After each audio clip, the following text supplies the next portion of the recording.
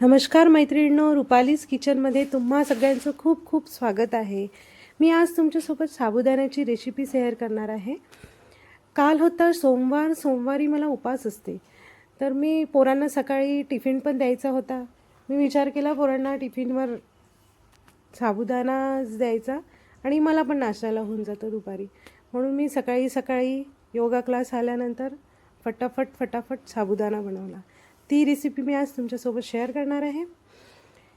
मी सगळ्यात आधी गॅसवर पॅन ठेवलं, थोडं गरम होऊ दिलं.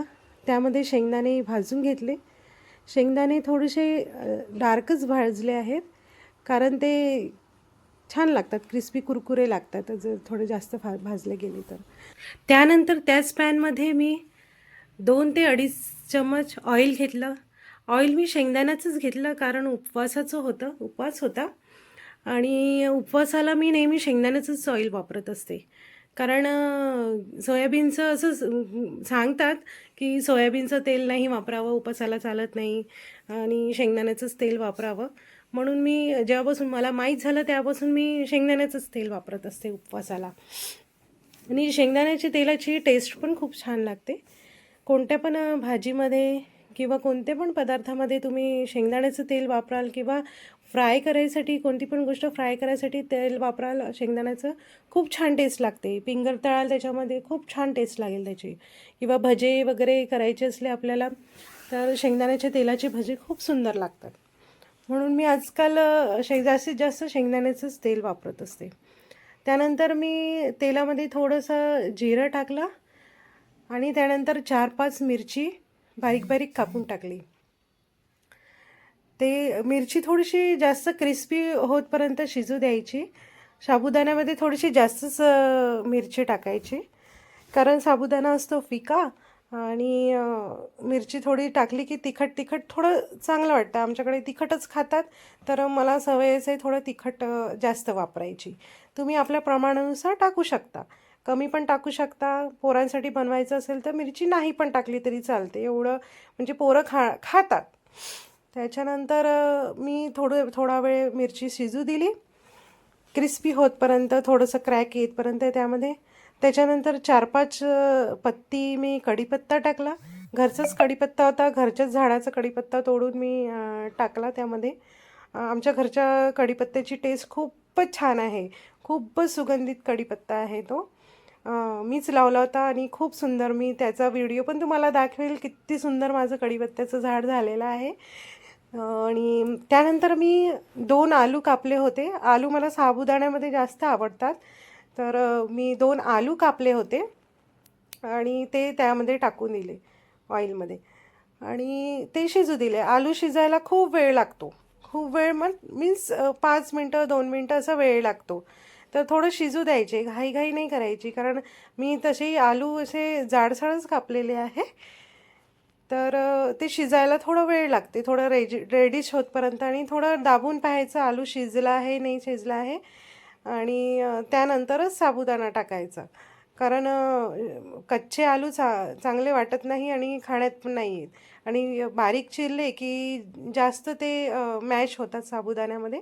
म्हणून थोडेसे जाडसरच मी आलू कापलेले होते. असं करत मी थोडंसं हलवून घेते आहे. त्यानंतर मी मीडियम साईजचा एक टोमॅटो घेतला होता आणि एक टोमॅटो असंच रफली कापला होता आणि तो टाकून दिला, कारण साबुदाण्यामध्ये आंबट गोड टेस्ट छान लागते. मी नेहमी निंबू टाकत असते साबुदाण्यामध्ये, पण आज निंबू अवेलेबल होतं नाही घरी, तर मी टोमॅटो टाकला आहे. टोमॅटो टाकत शिजत आहे आणि त्याला पण छान एकदम गलतपर्यंत शिजू द्यायचं, एकदम मॅश होतपर्यंत शिजू द्यायचं त्याला. आणि साबुदाण्यामध्ये किंवा पोह्यामध्ये थोडीशी साखर ना मला खूप आवडते. आम्ही लोक साखर टाकत असतो थोडीशी, पण माझ्या हस्बंडला आणि पोरांना कोणत्याच वस्तूमध्ये साखर टाकलेली आवडत नाही, त्याच्यामुळे मी टाकत नाही. मग मी काय करत असते, जेव्हा खायचं असते तेव्हा माझ्या प्लेटमध्ये काढते आणि थोडीशी साखर वरून भुरभुरून खात असते, कारण मला खूप आवडतं. वरून साखर घेणे खूप छान. आणि आंबट, ह्या वस्तू आंबट गोड असतात ना, तर छान छान चांगलं लागतं. आपण टोमॅटो किंवा निंबू टाकत असतो ना, पोह्यामध्ये पण टोमॅटो किंवा निंबू टाकत असतो, तर त्याच्यात थोडीशी साखर चिमूटभर राहिली की चांगलं टेस्टी लागतं. तर घरी आवडत नाही पोरांना, पोरंही खाऊन येत नाही मग टिफिनमध्ये, त्याच्यामुळे मी साखर काही टाकली नाही. त्यानंतर मी थोडंसं मीठ टाकलं आणि थोडंसं बघितलं की आलू शिजलेला आहे की नाही शिजलेला आहे. मीठ हा पण उपवासाचंच घ्यायचं, उपवास असला की उपवासाचंच मीठ घ्यायचं, कारण आपलं साधं मीठ उपवासाला चालत नाही.